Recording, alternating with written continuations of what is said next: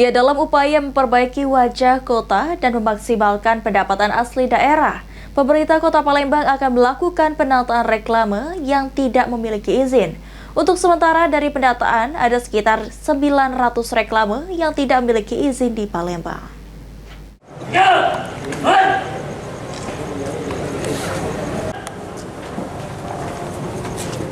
Dalam upaya memperbaiki wajah Kota Palembang, salah satu fokus pemerintah Kota Palembang yakni melakukan penataan reklame. Wali Kota Palembang Ratu Dewa mengatakan penataan reklame yang tidak memiliki izin perlu dilakukan untuk estetika tata kota dan memaksimalkan PAD.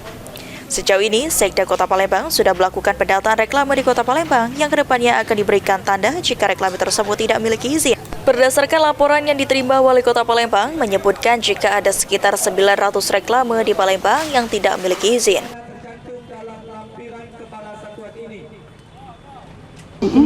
Cukup banyak Bapak sekalian.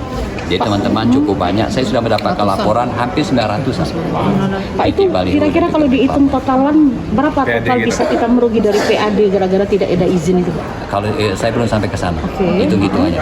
Yang jelas kalau ini tertib, insya Allah PAD kita akan meningkat. Meski begitu, menurut Ratu Dewa, reklame yang tidak memiliki izin tidak langsung dicopot, namun diberikan kesempatan untuk mengurus perizinan.